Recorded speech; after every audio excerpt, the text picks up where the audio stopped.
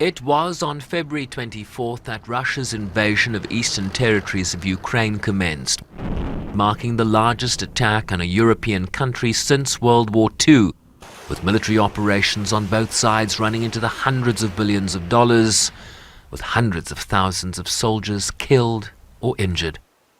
Without doubt, this needless war has been a significant catalyst in reshaping world geopolitics and geoeconomics, not only inflicting direct harm on the countries involved, but also impeding the developmental progress of numerous others, especially developing countries. It is actively undermining the very foundations of our UN Charter, threatening the principles of sovereignty and territorial integrity we all committed to hold dear and to defend. Ukraine's chief diplomat described his country as a bleeding wound in the heart of Europe, arguing here that Russia could not continue to ignore the voice of the world's majority after both the General Assembly and the International Court of Justice demanded Russia's withdrawal from Ukraine. Over 140 member states have chosen exactly such a fair stance.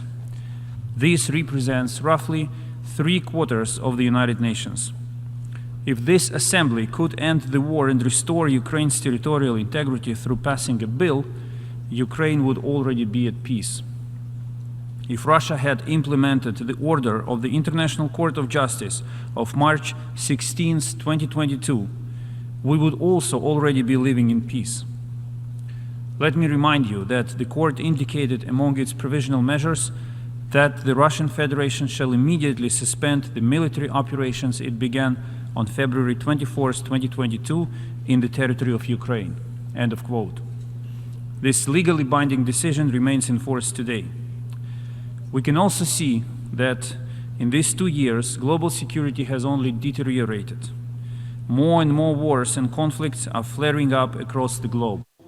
Kuleba pointed to his country's 10-point peace formula and their efforts with partners on convening a global peace summit that will be held in Switzerland, drawing this denunciation from Moscow's envoy, who continues to argue that Ukraine's government posed a threat to its own Russian-speaking population in the eastern regions, which Russia has since illegally annexed.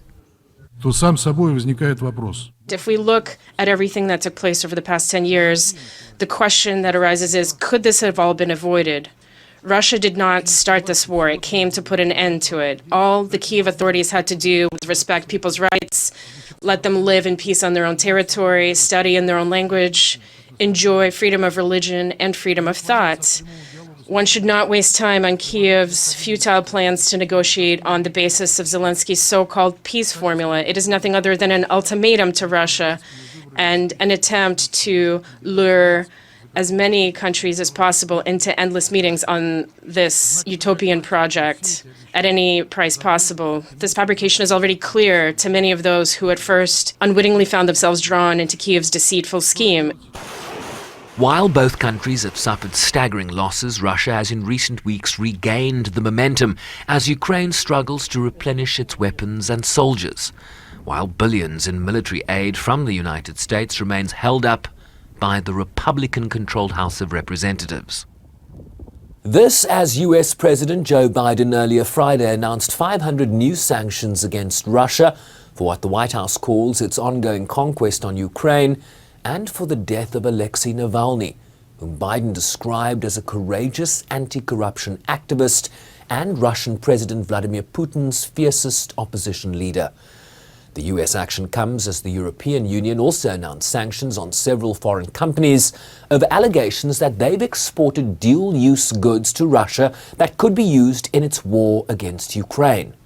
Biden argues that these new measures will ensure that President Putin pays an even steeper price for his aggression abroad and his repression at home. Sherwin Bryceby's SABC News, New York.